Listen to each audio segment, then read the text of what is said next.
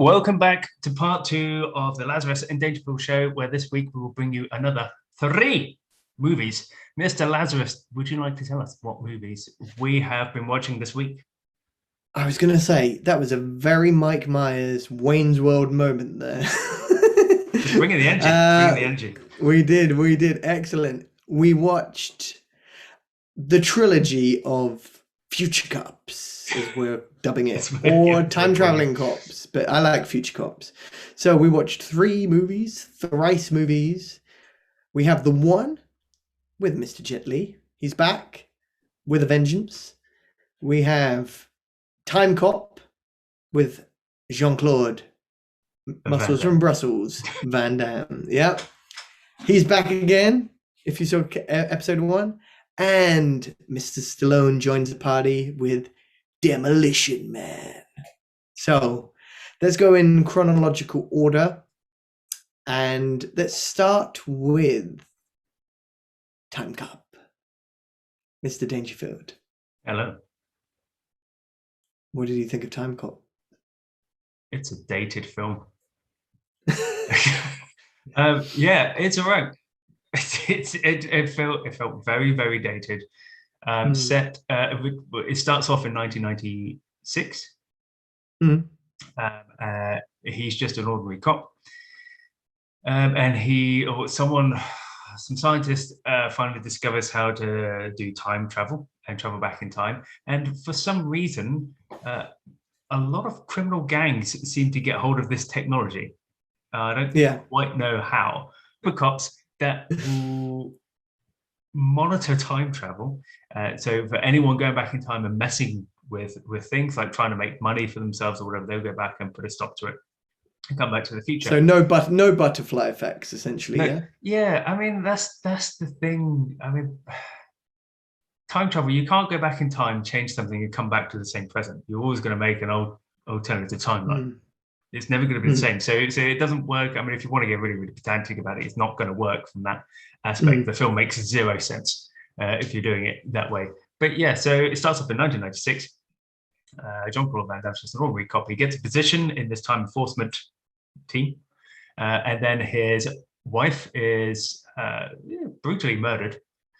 And then it goes to 10 years later. So it's 2006, and it is an incredibly futuristic 2006. I don't understand how everything has changed so much in 10 years. Oh, I remember 2006 being like that before the pandemic. Definitely. It's very odd. The pandemic ruined it all. It set us back. Pandemic. There's no time travel anymore. We could go back as much as we wanted to and change anything we wanted to without any repercussions. It's all right. Jean-Claude Van Damme. I'm sure it's in his contract to put a move where he does the splits. He did it twice in this movie, and he does it in every single movie. He has to put the splits in and throw a punch or whatever. I think you're onto something there. I think it's an action film thing, and I think they all have kind of their own signature, if that makes sense. And we'll come to it with The One, but there was a signature again, I noticed. But I think that's a signature. What did you think of the film? So I liked this movie up until the end. And I'm not going to give away the ending, but I found the ending, I didn't like the ending. And I liked the film all the way through. Yes, it's dated. What I didn't get was to go back in time, they have to get into a rocket-powered vehicle, which shoots them at a wall at high speed, and they go through and they go through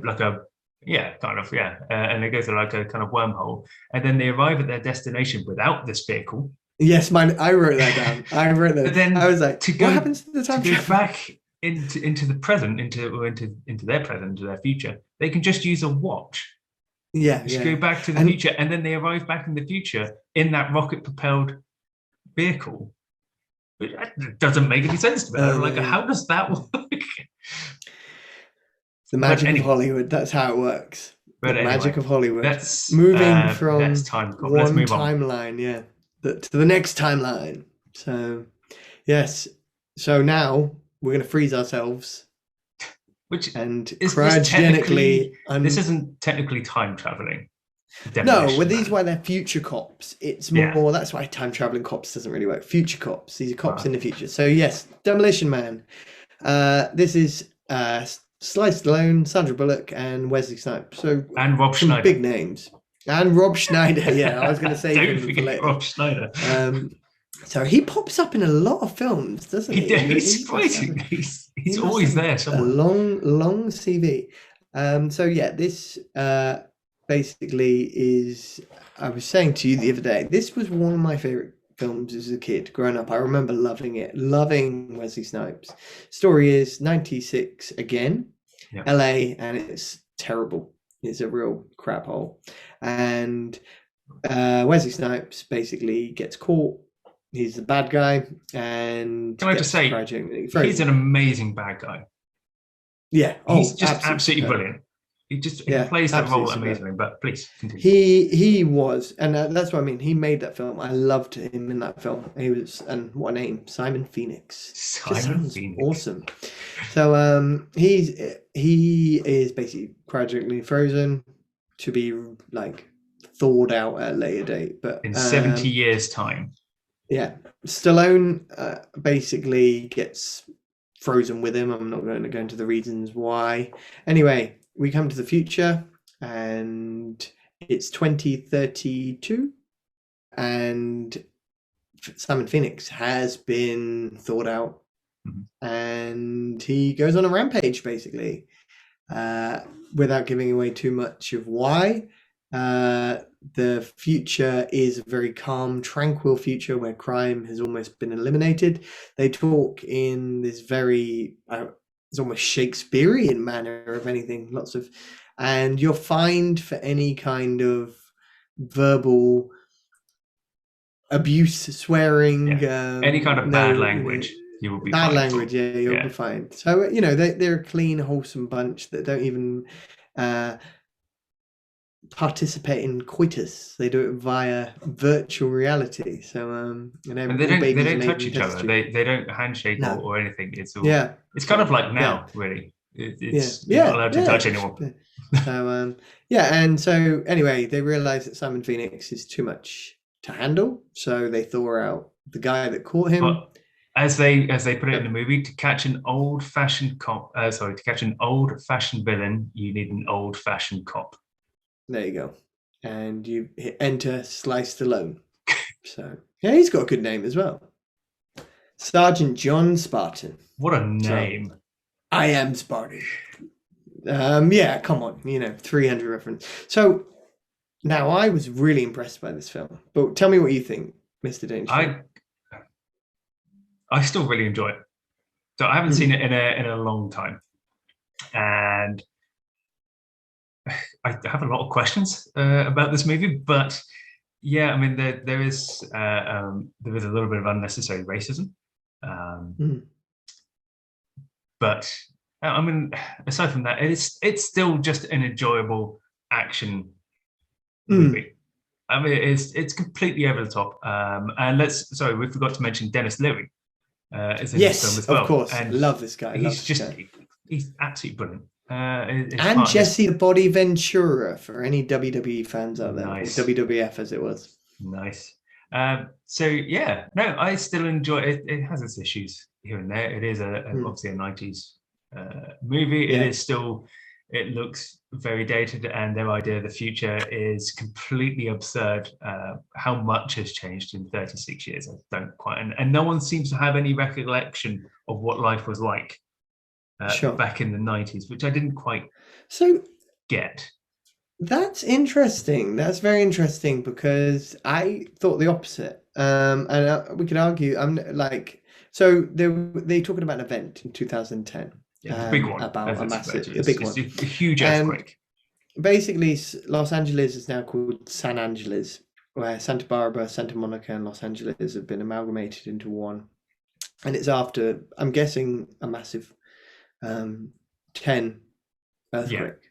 So the San Andreas fault line is, and if anything, I guess that could, but the cop that knows, so there's an old veteran cop who knows John Spartan, surely he would have been able to give more reference points too, because he lived through it, but apparently not. But yeah, no, I would agree with that. But I don't know. I think for certain things, technology, a lot of them were on the nose. So they definitely. have video calling, which we now have.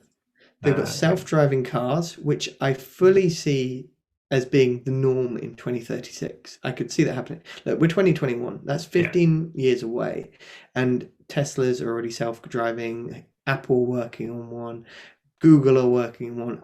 I can see whether it will be the norm by then, I don't know. But they are talking about eliminating gas cars by then. You know, they've got the UK have already got just the have an electric cars.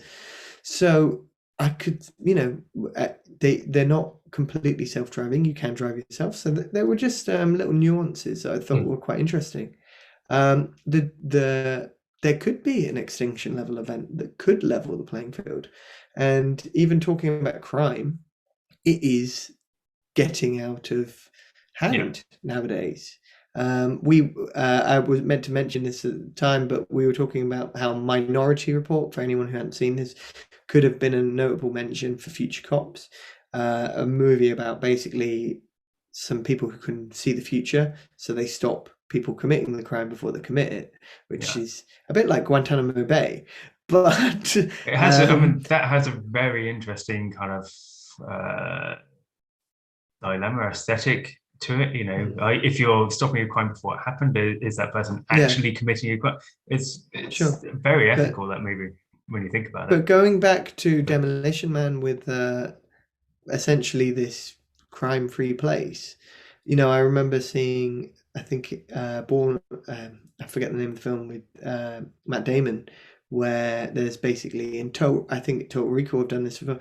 You're essentially getting utopian Mecca and then a lawless town. A lot of movies have played out this, and you know, I could see this definitely happening. We don't know. They never explained what happened outside of San Andreas. No, we don't know. But there is like a whole underground, kind of city as well, where people that don't want to abide by the rules on the surface, which are incredibly strict. Everyone just kind of lives underground. The thing I'd say is, and biochips under the skin, I forgot to say. The thing I'd say about this is there's a lot of Easter eggs. For any movie fan, any movie buff out there, there's a lot to unpack in this movie. And we said this, you know, they've got Schwarzenegger as president. Yeah. He was governor of California. And The Simpsons picked up on this as well. Yeah. And, you know, I've heard a lot of people, and he's still young. You know, I think we've spoken about this. We spoke about this last week, but I like the fact that they picked up on it before The Simpsons did. You've got the Rambo reference. You've got Luke Skywalker reference. There's a Scarface reference. But my favorite reference of all was the police captain said Rip Van Winkle story. And can we stop the Rip Van Winkle? And if anyone's familiar with Rip Van Winkle, he was it's a story about a Dutch guy in America who basically gets drunk and falls asleep and wakes up after the Civil War. You know, that's really interesting. There's a lot in this movie, and I found it highly enjoyable, and I'd definitely watch this again. Oh, absolutely. So I think we've said everything we can about Demolition Man. Okay, we could spend absolutely ages talking about it, but we can't. We could. I mean, I've got an absolute ton of facts, but we just have zero time. Really? There's loads. Do you know, I'd be interested to hear that. Maybe we can add them in the notes. But yes, let's move on to the one. Jet Li. I really enjoyed this. I remember really enjoying this movie. Back in the day. We should start with what's the story. We've got the Demolition Man Cryogenics. The one is about multiverses. So in every universe there is a version of you, or nearly every universe there is a version of you. And in one particular universe, they developed the technology to travel through. So it's not really time travel, but they're traveling through wormholes to other universes. They're future cops. Future cops, wormhole cops.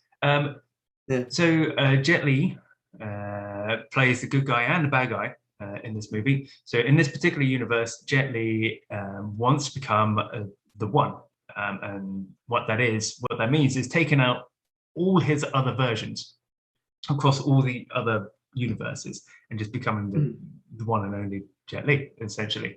And what happens is when you kill another version of yourself, the energy from that person disperses across all the remaining versions of you. So you get a little bit stronger, a little bit faster, a little bit smarter.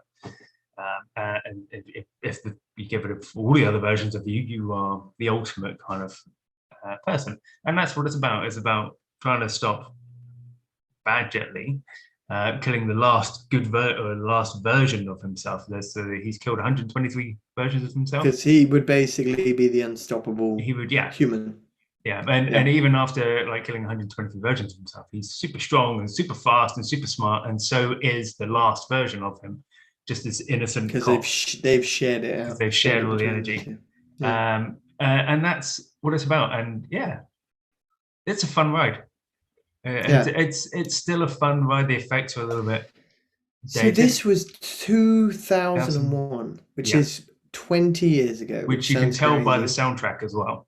Yeah, the soundtrack is epic. For anyone who if you like Disturbed and you like Drowning Pool, they throw it in your Papa face. Papa Roach, there's some very heavy, hard metal hitters in this. So we were talking about this, and I said they had Down with the Sickness by Disturbed and Bodies by Drowning Pool.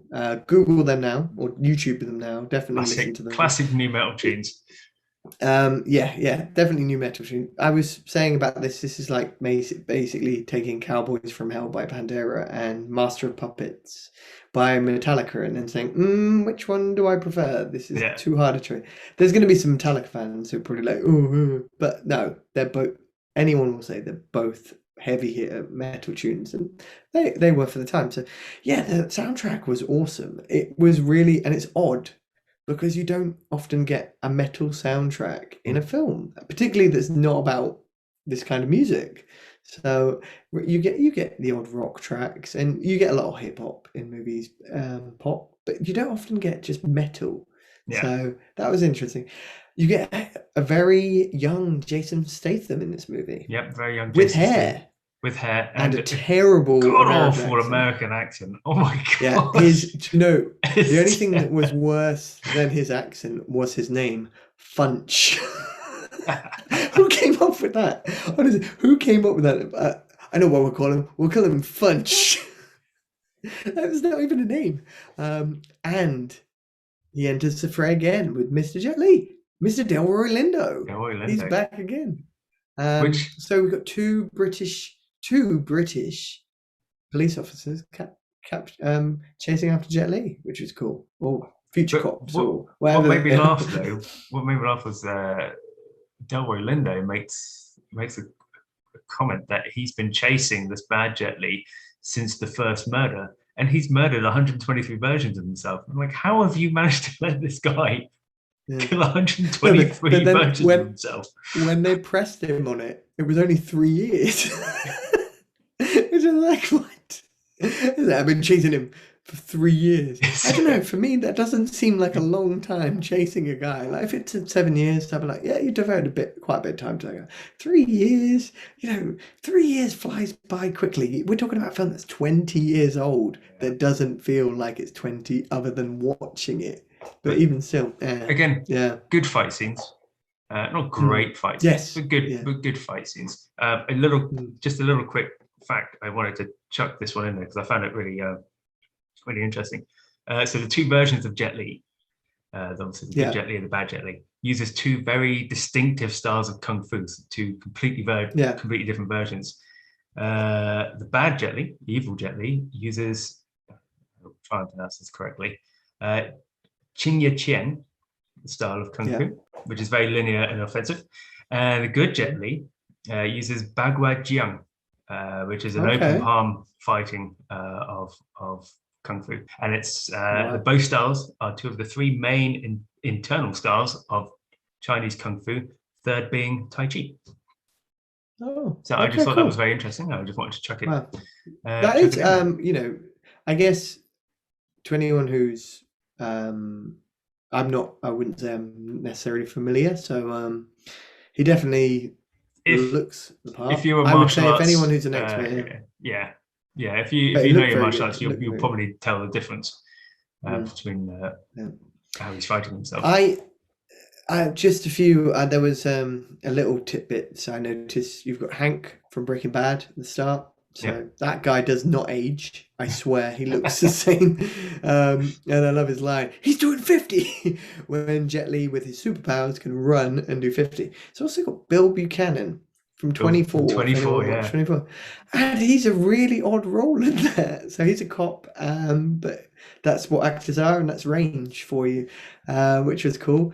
And product placement again, so a little bit more subtle. So Jet Li is wearing some very noticeable, or if anyone knew that, Puma trainers or Puma, but it's a lot more subtle, and that's what I wanted to say.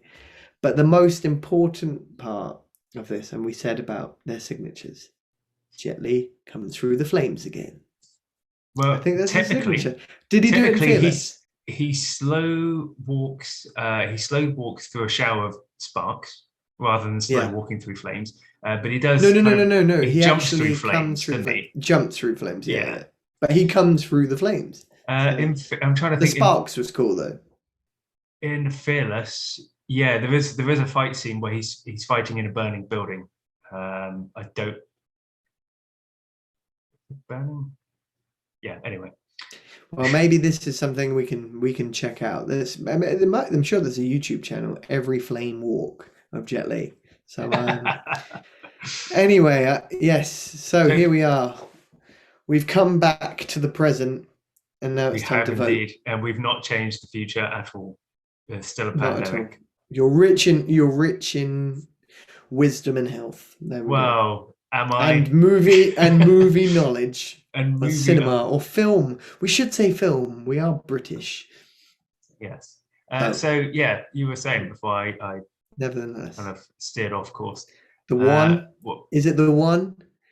Does Demolition Man destroy them all? This is actually quite tricky. Really...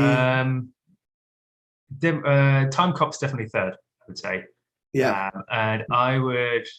The one first, Demolition Man 2, and Time Cop 3. I'm just throwing it out there. But it could easily change to Demolition 1 as number 1 and the 1 as number 2 and Time Cop number 3. I thought you would join me on this. So I went the other way. So Time Cop, the ending was enough for me, and that was why it's still number 3. I just hated the ending on this. That doesn't mean it's a bad film, because I really enjoyed it. But I would go with the 1 second. The soundtrack is superb, and there's some great things about this movie. But Demolition Man, as I said, it was a favorite as a kid. Wesley Snipes was so damn good. He was awesome. He makes this movie, and it's not a Stallone film. This is the Snipes film. Or that's why they're both on the cover. To be honest, the sad thing about that movie is how underutilized Sandra Bullock was. But maybe she was young, it's fledgling, but she was really a bit part, if anything. She was in it, but she wasn't in it. So there we have it. Other than that, Demolition Man, yeah. For me, it destroys them all. Well, thanks as always for joining us. And don't forget to give us a like and subscribe to the channel. And of course, as always, we will be joining you again next week for another set of movies. Have a great time, everyone.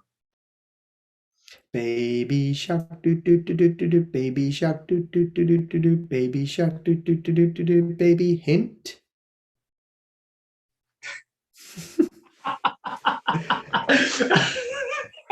That was amazing.